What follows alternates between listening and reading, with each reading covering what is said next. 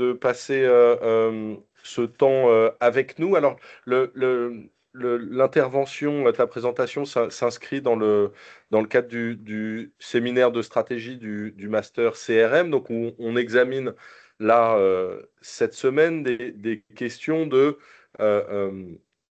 qu'est-ce qui reste dans la stratégie quand tout change ou quand rien ne perdure. Alors, les cas qu'on a étudiés jusqu'à maintenant sont plutôt des entreprises qui ont beaucoup changé dans leur héritage et on n'est pas sûr de ce qui reste à la fin. Ce qui est intéressant dans la question stratégique que pose ton travail sur les soulèvements de la Terre, c'est euh, euh, comment est-ce qu'on peut regarder la stratégie dans un mouvement où la question de la structure, par exemple, formelle ou informelle, est loin d'être évidente. Et l'objet mouvement, comme on caractérise souvent les soulèvements de la Terre, est un objet qui est très mal compris, tout autant d'un point de vue médiatique, société civile, que dans les études organisationnelles, où on a du mal, enfin, autant une entreprise, on arrive à en caractériser la structure et la stratégie, autant quand c'est un mouvement, on ne sait plus trop quoi en faire. Alors les gilets jaunes, on ne sait pas trop quoi en faire, les soulèvements de la terre, on ne sait pas trop quoi en faire. Voilà, on a du mal à les capturer, à en dire quelque chose. Et toi, tu as proposé un- une analyse qui, quelque part, redescend à un niveau d'analyse qui permet de penser ou de questionner ces choses-là. Donc, la discussion qu'on a amorcée en préparation, elle est principalement basée sur un article dont je recommande la lecture, dont la capture d'écran ne fonctionne pas, mais qui était vraiment sur la manière dont les soulèvements de la Terre proposent une idéologie, une alternative, une critique, en n'étant pas aisément décrit comme une organisation qui a une stratégie. Et pourtant, ça s'organise et il y a de la stratégie et il y a même un certain nombre de succès. Toi, ton étude porte notamment, après l'émergence du mouvement, sur les mobilisations autour de la ligne Lyon-Turin et sur Sainte-Soline, hein, et la question des méga-bassines. Euh, alors, moi, j'ai un certain nombre de questions pour toi, mais si tu as préparé un PowerPoint, c'est que j'imagine que tu as anticipé un certain nombre de questions et d'éléments que tu pourrais nous présenter en introduction, puis après, je te relance avec des questions. Comment tu veux fonctionner? Oui, on peut faire comme ça. Moi, je m'adapte. J'avais préparé quelques slides pour, en fait, en me basant avant tout sur les textes que tu viens de présenter.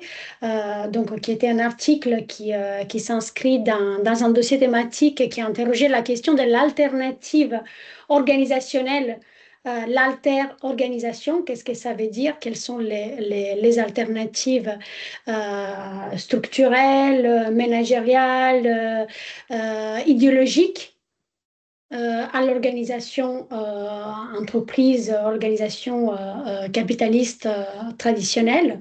Et donc voilà, c'était dans le cadre de ce travail-là sur ces dossiers que j'avais essayé de interroger cet objet qui est mal étudié, comme tu l'as dit très justement, cet objet d'organisation des mouvements sociaux. Et donc, j'avais un peu essayé de poser ces questionnements. Je ne sais pas si on a un temps de parole, comment on se cale au niveau du temps. On s'adapte. On a 50 minutes en tout. Je te laisse présenter, puis après, moi, j'aurai des questions, et en général, il y a des questions dans la salle virtuelle ou physique.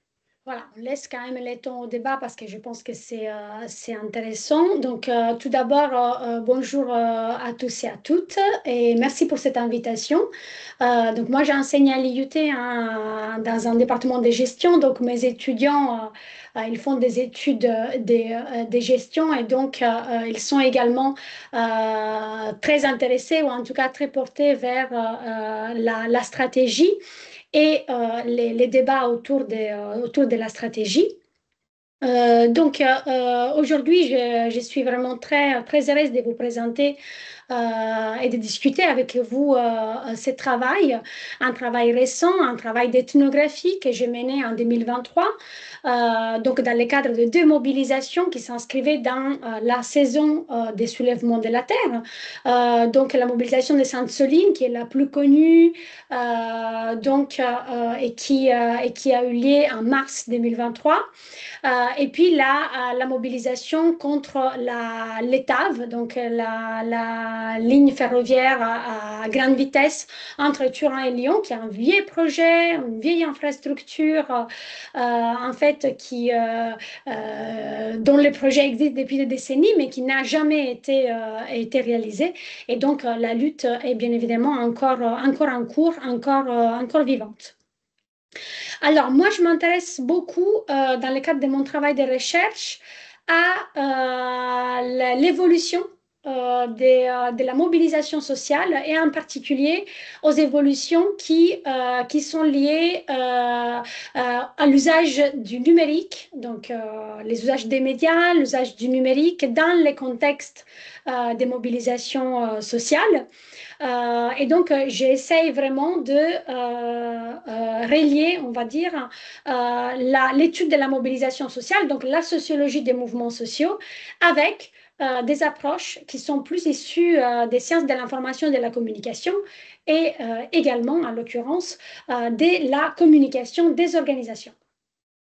Et donc, vous allez voir que dans le cadre de cette étude, on va s'intéresser à cet objet mouvement social comme étant une organisation, même si il n'est pas conçu par les grands publics comme étant une organisation, il est une organisation à part entière.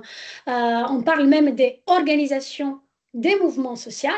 On connaît très bien les organisations partisanes, on les visualise comme étant des structures plus formalisées, plus institutionnalisées, et on considère souvent les mouvements sociaux comme étant en fait des objets qui sont beaucoup plus chaotiques, plus difficiles à saisir. Et en fait, en réalité, il s'agit tout de même d'une organisation, même si elle est issue de la société civile, même si elle peut être plus ou moins éphémère, plus ou moins stabilisée, dont l'action peut être plus ou moins intense et stabilisée dans le temps. Mais en fait, il s'agit d'une organisation à part entière, avec une identité, en fait, avec des objectifs communs. Et donc, un mouvement social, en fait, il se caractérise avant tout par l'idée de coordonner une action collective autour d'objectifs communs qui sont établis par les participants à la mobilisation. Et donc, ça s'inscrit aussi dans un contexte, bien évidemment, de conflits politiques, parce que souvent, les mouvements sociaux va émerger à partir d'un sentiment de mécontentement, en fait, vis-à-vis de l'ordre social, de l'ordre économique. Et donc, il va œuvrer aussi à son intérieur pour essayer de construire une représentation commune de celle qui est conçue comme étant une injustice, en tout cas des principes des justices sociales qui vont en fait ne plus coïncider avec ce qui est vécu par les participants. Pourquoi s'interroger sur la communication et la mobilisation? Parce qu'il est évident, je pense que si vous suivez un peu l'actualité, il est évident qu'aujourd'hui, on vit une époque de grandes contradictions, des grandes crises. On parle des polycrises, des crises multiples de la société capitaliste. Et en fait, face à ces crises, on a de plus en plus des grandes mobilisations populaires, y compris aujourd'hui de la jeunesse. Vous avez suivi le Népal, la jeunesse au Maroc, au Madagascar. Donc, on a des explosions en fait populaires et des colères qui semblent être spontanées, qui semblent en fait être produites en dehors des organisations syndicales ou partisanes traditionnelles, ou même des cadres associatifs, et donc qui s'appuient de plus en plus massivement sur l'utilisation des médias sociaux, en tout cas l'utilisation d'Internet. Et donc, ça pose un vrai questionnement qui semble tout à fait contradictoire. D'un côté, on va en fait avoir cette sensation des crises de la politique, des crises du militantisme, des baisses de la participation au vote, des baisses de l'adhésion au parti ou aux syndicats, ce qui est vrai. Et de l'autre côté, on va avoir cette espèce de recherche, on va dire, des nouveaux outils pour coordonner l'action collective, pour manifester son mécontentement ou en tout cas pour participer activement à la vie politique. Et donc moi, je m'intéresse à ces, on va dire, ces nouvelles formes qui ne sont pas techno-déterminées, donc qui ne sont pas déterminées par la technique, mais que j'inscris en fait tout à fait dans une société en crise, dans une société en changement. Et donc, je donne à ces mobilisations sociales toute une profondeur qui est à la fois sociologique et politique.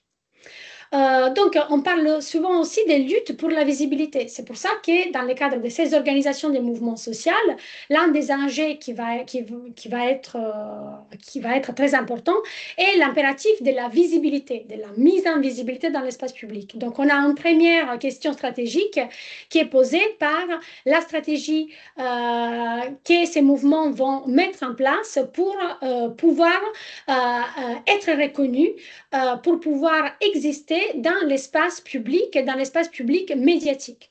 Donc, on parle souvent, à l'issue du travail d'Olivier Voirol en particulier, des luttes pour la visibilité. Donc, avec cette idée que être reconnu comme étant un acteur légitime, être reconnu socialement, est aujourd'hui lié au fait de pouvoir se rendre visible dans les médias, dans l'espace public. Donc, produire du contenu qui est visible.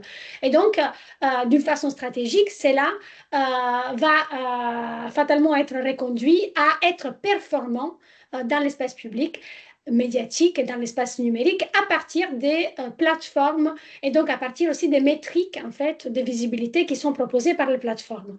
Ce qui nous mène donc en réflexion autour du fait que ces mobilisations définies comme numériques, lutte pour la visibilité, mobilisation connectée, en fait sont également coproduites par les plateformes numériques, ou en tout cas fortement façonnées par les registres des plateformes numériques et par leur économie.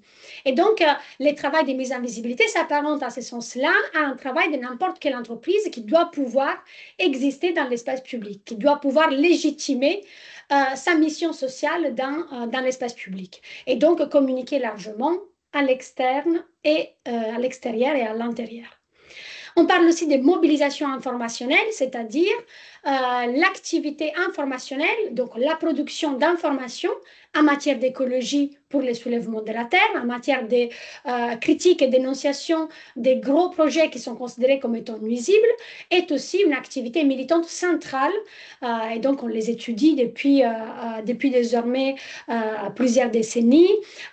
L'idée d'une mobilisation informationnelle indique que la mobilisation va impliquer fortement soit une critique des médias, donc du traitement que les médias consacrent au mouvement social et aux acteurs de la contestation, soit une critique du traitement médiatique de l'objet de la contestation, en l'occurrence, par exemple, les gros projets nuisibles, la façon dont ils sont présentés au grand public, soit directement, la mobilisation informationnelle peut impliquer une production autonome d'informations de la part du mouvement social, donc devenir média.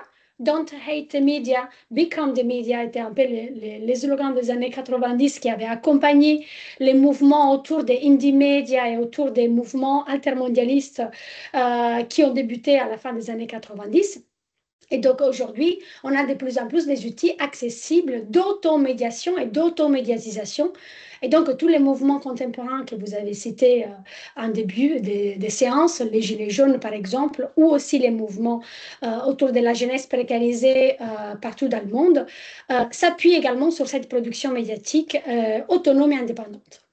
Et puis, la communication peut être aussi considérée comme une ressource organisationnelle. C'est donc l'un des aspects suggérés par mon travail, c'est-à-dire l'idée de pouvoir s'organiser à travers des moyens de communication, se structurer dans des groupes, structurer des projets à travers des outils de messagerie instantanée, par exemple, construire des réseaux, des solidarités et des coalitions à travers les outils numériques et coordonner donc également les travails militants à part entière à travers les outils numériques, donc c'est-à-dire à la fois les actions et à la fois les événements qui vont donc accompagner ces actions de masse organisées par les soulèvements de la Terre.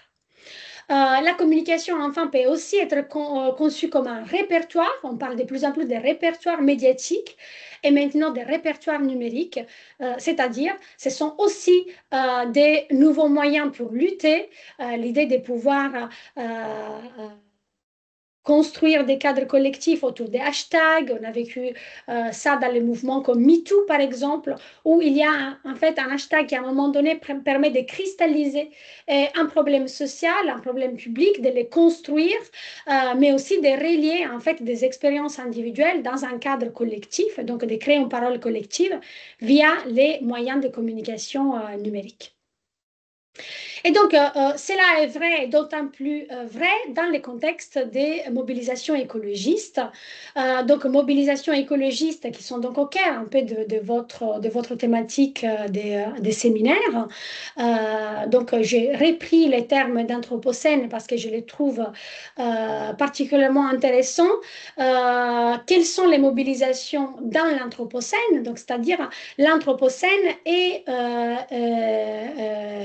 un concept qui est un concept scientifique, mais qui devient aussi un concept important pour en fait la société civile, parce qu'en fait, il nous donne un peu la mesure de l'ampleur de la crise climatique. Donc, on ne parle plus ici des écosystèmes qui seraient perturbés par les activités humaines, activités anthropiques, mais on parle en fait des systèmes humains, donc l'âge des hommes, des systèmes humains qui essayent d'incorporer à leur intérieur donc, des écosystèmes naturels. Et donc, en fait, le niveau d'altération de la biosphère est tel qu'on ne peut plus parler vraiment d'écosystème, mais plutôt d'un système centré autour des systèmes humains qui essayent de préserver des espaces pour les systèmes naturels. Donc, c'est un renversement, en fait, dans l'approche qu'on peut avoir de la crise climatique et de la crise écologique qui est important et qui renvoie d'une certaine façon à cette rupture métabolique dont parlait déjà Karl Marx, sans avoir l'ensemble des données qu'on peut avoir aujourd'hui sur le réchauffement climatique et sur ses impacts, mais déjà on parlait d'une rupture métabolique qui est liée donc au mode de production spécifique qui est le mode de production capitaliste.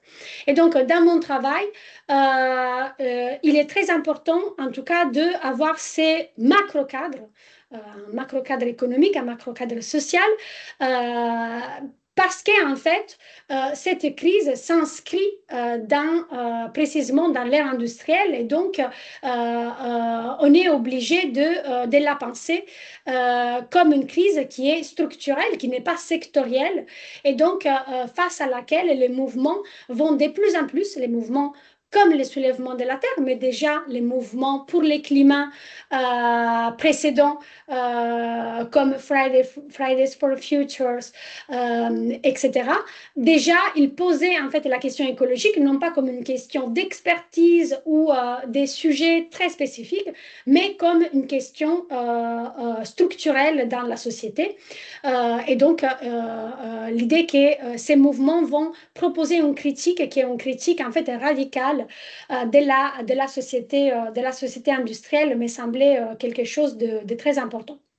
Et donc, cela nous mène à poser la critique et à poser la question donc de l'alternative, la construction d'une alternative écologique au capitalisme, de cette question-là majeure, de ces défis majeurs qui peuvent presque nous paralyser tel il est énorme et global, de cette crise majeure dépend la réflexion autour d'une stratégie donc autour d'une organisation des mouvements sociaux qui soit donc capable de mobiliser les plus grands nombres autour de cette question et d'engager un rapport de force conséquent à même de pouvoir changer la situation, de pouvoir donc véritablement modifier les politiques publiques en matière d'environnement et à même y compris de pouvoir repenser complètement la société, c'est-à-dire ses modes de production et ses modes de consommation.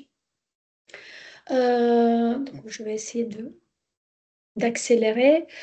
Donc, j'ai mené, peut-être que la question méthodologique vous intéresse un peu moins, mais il s'agit d'une étude donc ethnographique, qui est une étude qui se situe dans les deux espaces-temps virtuels et réels. Donc, je suis à la fois membre des groupes en ligne qui gèrent l'organisation de l'action collective et je suis à la fois présente sur les terrains de l'action collective, donc aux côtés des autres militants. Et donc, cela nous permet donc d'étudier également ces liens entre l'utilisation des outils numériques et l'organisation du mouvement social. Et donc, c'est dans le cadre de ces démobilisations que j'ai donc essayé de mener ce travail en me posant des grandes questions de départ, donc c'est-à-dire est-ce que ces mouvements sociaux, au-delà des revendications et de la dénonciation des projets écocides, est-ce qu'ils constituent également des laboratoires pour une alternative organisationnelle et donc pour organiser aussi la société de demain? Est-ce que ces outils numériques peuvent y contribuer et quels sont leurs effets, y compris contradictoires? Et puis, est-ce que ces mouvements peuvent-ils avoir un niveau d'organisation et de structuration en fait qui est très élevé? Et comment en fait il se situe par rapport à cette tension entre la spontanéité, l'horizontalité, la démocratie interne du mouvement et la nécessité d'être structuré, organisé, efficace, y compris de se protéger face à la répression. Et donc, c'est comme ça que j'ai essayé d'aborder en fait ces questions en travaillant à une immersion ethnographique à l'intérieur de ces mouvements, même si, bien évidemment, c'est pas facile. Et donc là, vous avez quelques images qui ont été produites par les soulèvements de la Terre dans le cadre de la mobilisation des Sainte-Soline, donc contre la méga-bassine. Les méga-bassines étaient des objets pratiquement inconnus du grand public avant que cette lutte soit intégrée dans les saisons des soulèvements de la Terre. Et donc, on va dire, les travaux de médiatisation, les travaux pédagogiques autour de la méga-bassine a été extrêmement efficace, à tel point qu'aujourd'hui, tout le monde sait de quoi il s'agit. Donc, ce sont des réserves de substitution qui s'appellent bassines et qui donc sont utilisées dans le cadre de l'irrigation agricole. C'est en fait un trou dans la terre que vous pouvez visualiser dans l'image qui est projetée en ce moment. Donc, vous voyez qu'il est pratiquement presque vide puisqu'il est très compliqué de préserver l'eau de cette façon-là. Et donc, les méga-bassines vont utiliser principalement l'eau qui vient des nappes phréatiques pour irriguer des cultures intensives.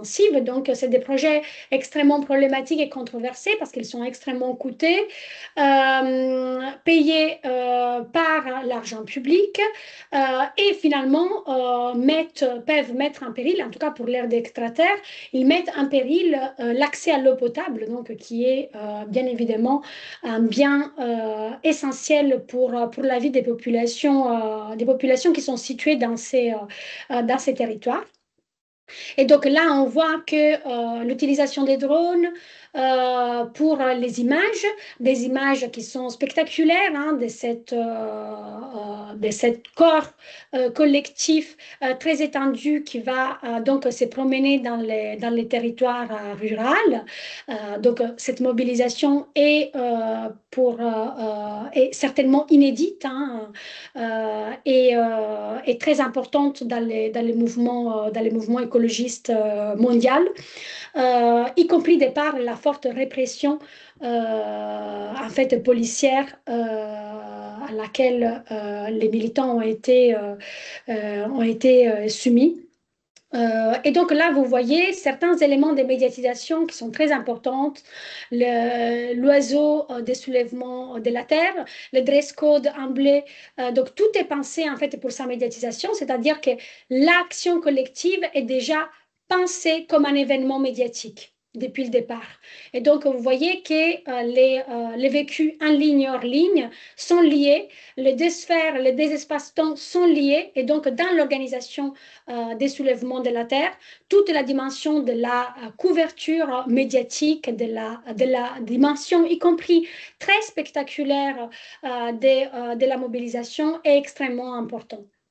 Donc, médiatisation, y compris médiatisation dans le sens de mémoriel, donc c'est-à-dire documenter d'une façon très précise la répression pour pouvoir la montrer par la suite, donc pour pouvoir légitimer l'action des militants. On voit aussi dans ces mobilisations un affrontement très direct et très violent avec l'État qui, en fait, est de plus en plus à même de recourir à des moyens répressifs, donc dans l'objectif vraiment de modeler la société et d'adapter la société aux logiques d'expansion et de compétition du marché. Donc, c'est vraiment la raison néolibérale, hein, telle qu'elle est décrite dans pas mal d'ouvrages philosophiques, mais y compris économiques.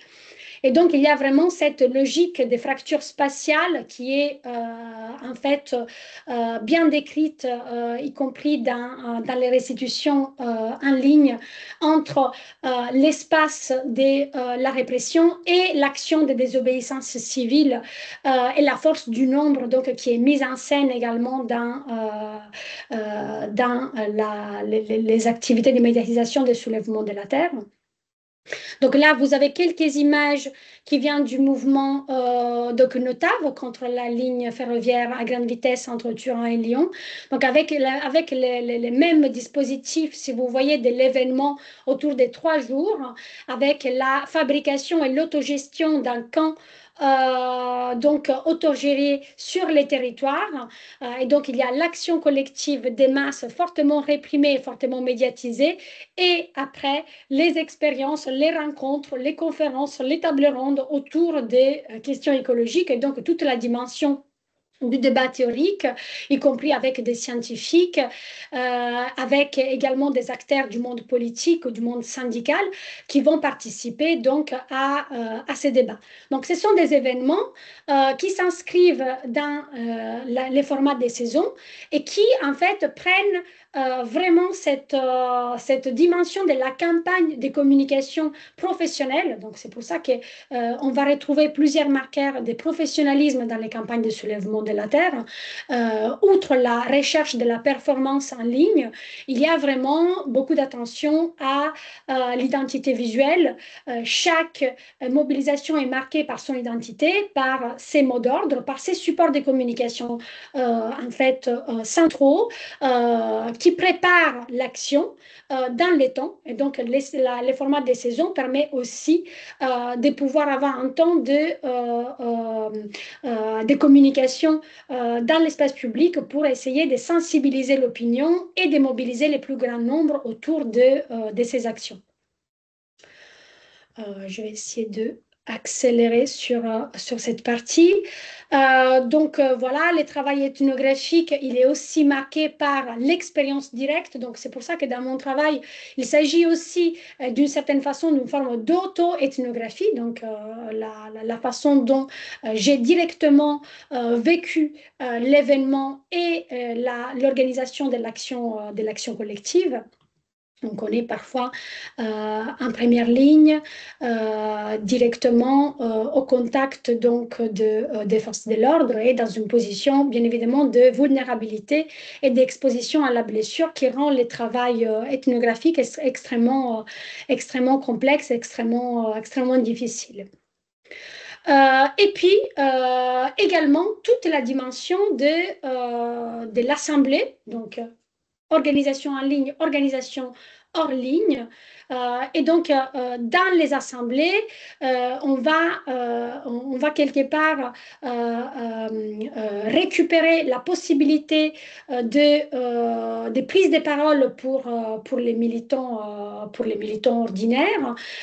Et donc, c'est dans le cadre des assemblées que j'ai pu effectivement identifier toute une série de tensions qui sont directement liées à la forme organisationnelle des soulèvements de la terre et à l'exigence en fait de sécurité, de protection des données, c'est-à-dire qu'il s'agit d'une forme de professionnalisme non pas uniquement autour de la stratégie de communication à proprement parler, mais aussi d'une approche en fait critique, professionnelle, y compris des plateformes numériques, avec une prise de conscience sur les traces que les mouvements vont laisser et sur l'utilisation que de ces traces peut en fait faire à la fois l'État et à la fois l'institution policière. Avec cette idée que de plus en plus les contrôles en fait sur les citoyens va être délégué à ces plateformes. Et donc ces plateformes et l'utilisation de ces plateformes est extrêmement contradictoire entre enjeux de visibilité, de médiatisation et les enjeux de protection de la répression.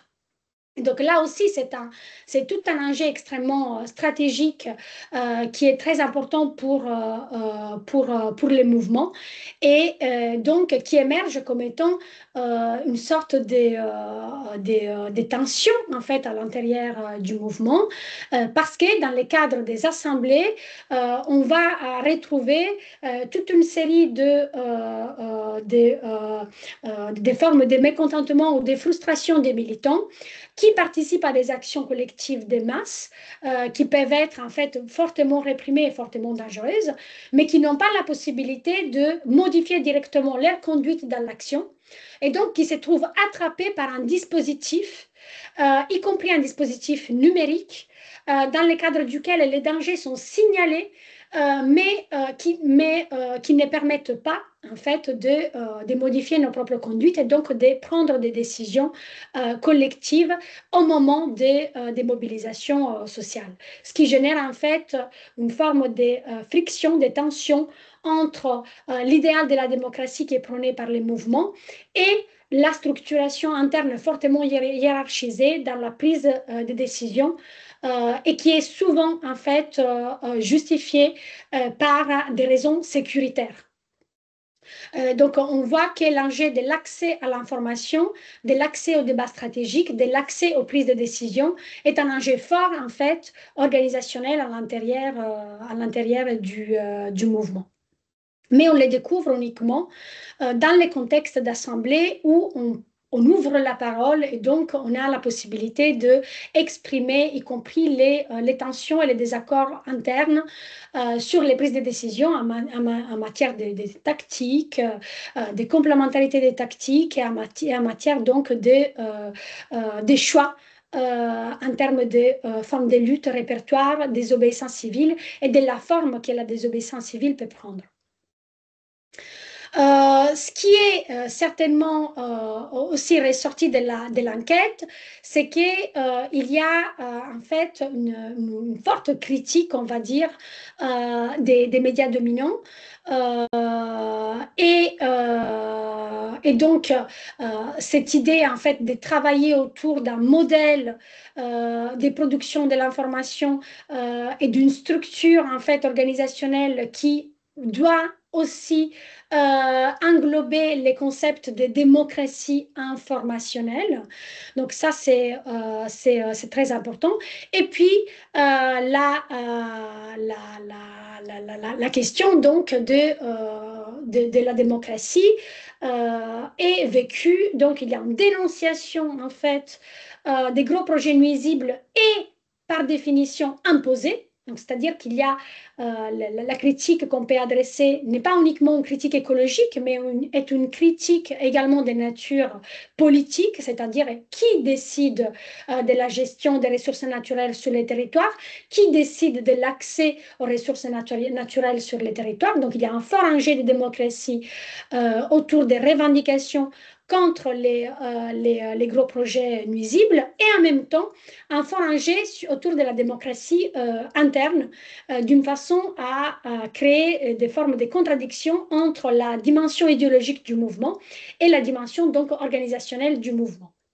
Et donc, c'est ça qui a été un peu au cœur de ma réflexion et qui résonne pas mal avec également le travail d'Orion autour des mouvements féministes où il y a vraiment cette idée de travailler autour de la structure, les principes et les idéaux qu'on se donne et la forme de hiérarchisation et donc la dialectique entre la centralisation et la décentralisation, entre les niveaux local et les niveaux national, puisque les soulèvements de la terre vont en fait coordonner des acteurs qui sont déjà organisés sur les terrains, sur des luttes parfois qui sont très anciennes, hein, comme la lutte du TAV, qui est une lutte qui existe depuis des décennies, mais qui a été donc popularisée en France récemment par les soulèvements de la terre. Et donc, il y a cette idée de cette tension entre l'espace local, la lutte locale et les mouvements nationaux, qui est hégémonique en fait dans la production d'informations et dans la structuration du réseau. Donc, ça, c'est quelques images de la mobilisation en Maurienne que je peux restituer donc, également. Donc, vous voyez qu'à chaque fois, il y a toujours la même confrontation avec la répression qui est fortement mise en scène hein, par les mouvements.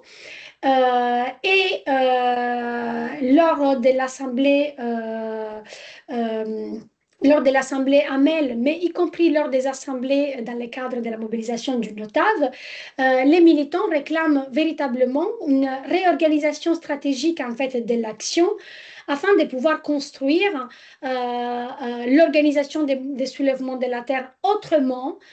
Et donc là, les tensions entre la constitution des petits groupes qui se concentrent sur les sabotages et qui protègent en fait la masse de la répression policière est évoquée. Par exemple, l'idée de la complémentarité des tactiques, par contre, avec cette idée d'un cortège à plusieurs vitesses où il y a plusieurs parties des militants qui sont insérés dans des dynamiques qui peuvent avoir une intensité variable, une confrontation variable avec les forces de l'ordre. Là aussi, cette complémentarité des tactiques qui est l'une des orientations principales des soulèvements de la terre est un peu interrogée, questionnée, on va dire, dans le cadre des assemblées. Et donc, il émerge précisément cette tension dont on parlait entre les contrôles de l'information et la structure en fait un réseau qui est fortement contradictoire et c'est pour ça que j'ai fait appel au travail de Luc Boltanski en particulier et Evie Capello autour de cette idée d'un nouvel esprit du capitalisme parce que ce répertoire organisationnel des soulèvements de la terre qui est conçu comme un nouveau répertoire qui propose une alternative en fait à l'organisation capitaliste et en effet traversée par les mêmes contradictions qui traversent l'organisation capitaliste et en particulier en lien avec l'utilisation des outils numériques et les contrôles qui est effectué sur l'information entre donc des zones du réseau qui sont fortement connectés, et donc les experts, les faiseurs des réseaux qui ont une forte maîtrise des outils numériques, qui les conçoivent, qui les modèrent, qui les gèrent, qui les animent, et des acteurs plus périphériques, comme par exemple les associations sur les territoires, qui sont partenaires hein, et qui font partie de ces grandes coalitions contre les gros projets, mais qui du coup perdent complètement la main sur les contrôles de l'information et sur l'organisation de l'événement et de l'action collective, et n'étant donc des points du réseau qui sont moins connectés et donc un peu plus invisibles. Donc les invisibles, les immobiles face aux mobiles, donc selon les ordres des grandeurs qui sont établis dans la cité connexionniste. Donc on retrouve vraiment ça, et c'est extrêmement paradoxal de les retrouver dans un mouvement social émancipateur, ou en tout cas qui prône une société démocratique, émancipée, respectueuse de l'environnement. C'est assez contradictoire. Et donc, on voit bien que cette friction est présente. Il ne faut pas les prendre comme un jugement de valeur. Bien évidemment, ma recherche est extrêmement engagée, c'est-à-dire que je partage les préoccupations des militants que j'étudie en même temps.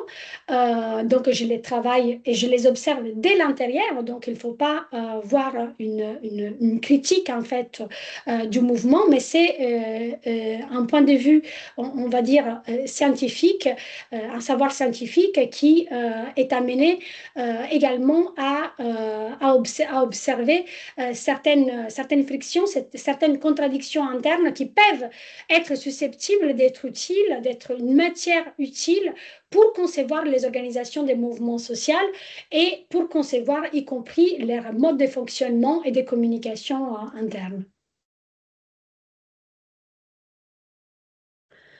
Je ne sais pas comment on est au niveau du timing, parce que je peux être très longue. Donc, tu me dis, Johan, combien il me reste pour que je puisse me caler et ouvrir aussi pour certaines choses au débat.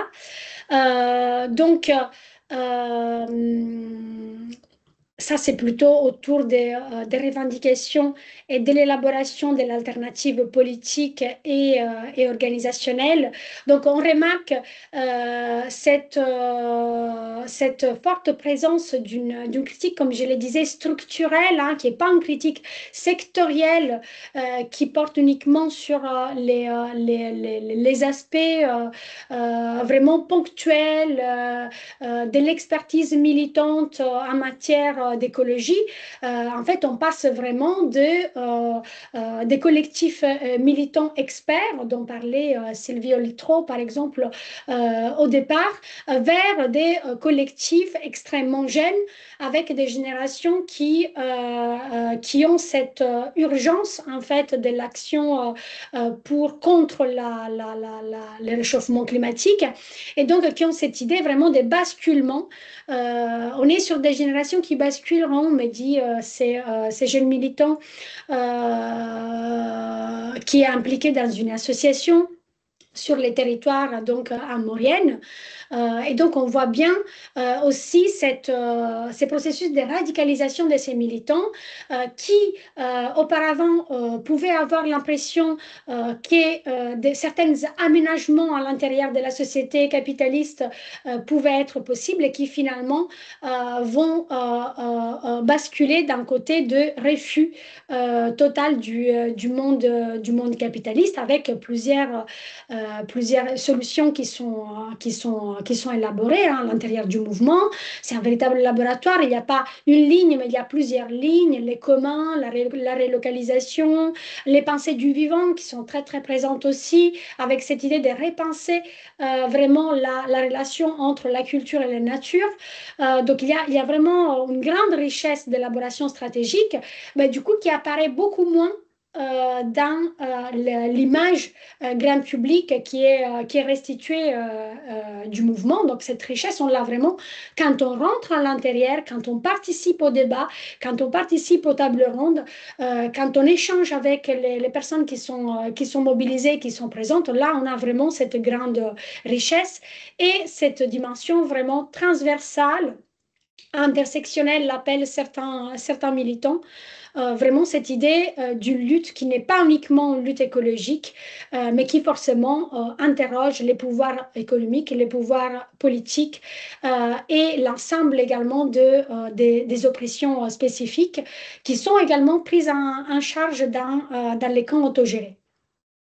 Donc, bien évidemment, toutes les tensions dont j'ai parlé n'effacent pas la richesse de la production de cette alternative, en fait, cette alternative politique et organisationnelle, même si réduite à l'espace du temps du camp autogéré, donc c'est-à-dire c'est quand même un endroit, un moment où on vit l'alternative, mais qui ne va pas modifier en fait notre vie au quotidien, notre vie en entreprise, notre vie à l'université, mais c'est un moment d'expérimentation, donc autour du camp autogéré, et c'est quelque chose qui est très important pour renforcer l'essence d'appartenance, la cohésion, et pour en fait renforcer la participation aux actions collectives.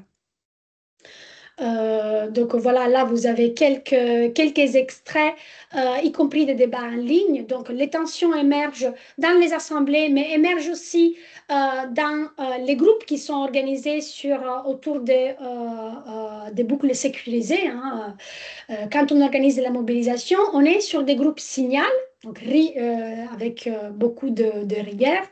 Ce sont des groupes éphémères, c'est-à-dire qui sont complètement effacés et qui disparaissent après les actions. L'ensemble des militants ont des pseudonymes et donc on se protège, on protège notre identité et donc les niveaux organisationnels effectifs du camp, c'est fait à travers ces moyens. Et là aussi, les informations qu'on a sur la coordination globale, c'est compte au compte-goutte, hein, c'est-à-dire que la veille d'une manifestation, on ne sait pas précisément où les camps va être installé, par exemple. Et donc, il y a vraiment la chasse aux informations qui est réalisée par les organisations qui sont sur place, les associations, etc. Donc, il y a un manque d'informations qui est toujours justifié avec des raisons sécuritaires, hein, mais qui pose beaucoup de problèmes parce qu'il y a une question bien évidemment des négociations, des délibérations autour des prises de décision et des participations de l'ensemble des acteurs à la coordination des actions collectives. Et donc, c'est vrai qu'il y a vraiment une tension entre les niveaux de centralisation et de contrôle sur l'information qui est demandé par les raisons sécuritaires et de protection et les formes d'autonomie et d'auto-organisation sur des tâches très opérationnelles, c'est-à-dire on va avoir des groupes qui s'occupent des cantines, des groupes qui s'occupent de la prise en charge des suivis de la protection juridique, des groupes qui s'occupent plutôt de la base arrière du camp, donc où on soigne, où on a du soutien psychologique, où on a la garderie pour les enfants, où on a la structure pour s'occuper et prendre en charge les blessés. Donc voilà, tout l'ensemble de ces tâches très opérationnelles sont vraiment auto-organisées et donc prises en charge par des groupes complètement décentralisés et autonomes. Moi, en particulier, je faisais partie d'un groupe qui s'occupait de la traduction et l'entrepreneuriat pardon, la traduction simultanée en fait des participants et des conférenciers étrangers, en particulier à Maurienne où il y avait une lutte transfrontalière et donc il y avait également les mouvements et les collectifs italiens. Et donc, on avait complètement la main sur la traduction des documents, la circulation des informations et la prise en charge vraiment de toute l'équipe autour de la traduction. Donc, il y a vraiment cette idée d'une organisation par projet, décentralisée, autour du camp et de l'organisation des 3 journées pour la mobilisation qui va en fait se heurter à ce travail de manque de visibilité sur les prises de décision stratégiques et centralisation des prises de décision autour de la forme en fait que l'action collective va prendre effectivement. Et donc, voilà, cette tension entre les couples local national, les couples centralisés, décentralisés dont on parlait tout à l'heure, est fortement, fortement présente. Et puis, ce qu'on a dit autour de la professionnalisation est aussi très intéressant, c'est-à-dire il y a une véritable élaboration d'une stratégie de communication, une stratégie de communication, donc une campagne plutôt de communication avec plusieurs fonctions de communication qui sont reliées directement à la question de la mobilisation et de l'action collective. Et en même temps, donc vous avez des choses que vous allez certainement étudier dans les cours de communication, l'utilisation d'une charte graphique qui est appliquée à tous les supports, du matériel professionnel, la photo et la vidéo professionnelle. Il y a également une stratégie multiplateforme, c'est-à-dire une segmentation des différents publics sur les plateformes des réseaux sociaux, une centralisation sur un site web qui va centraliser les informations principales et qui va aussi canaliser les publics sur les autres plateformes.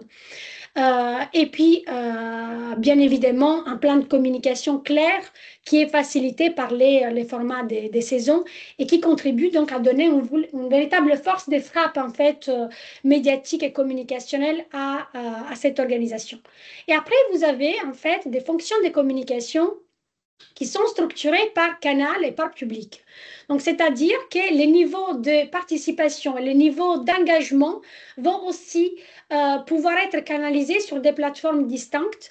C'est-à-dire, vous avez les publics larges sensibilisés à la cause qui peut être mobilisés dans le cadre des mobilisations.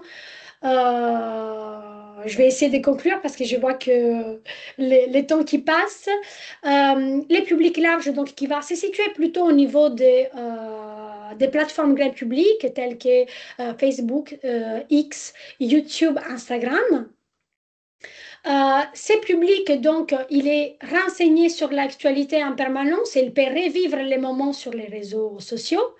Donc, c'est vraiment la mobilisation de ce qu'on appelle les répertoires du public affiliés à une cause, un réseau.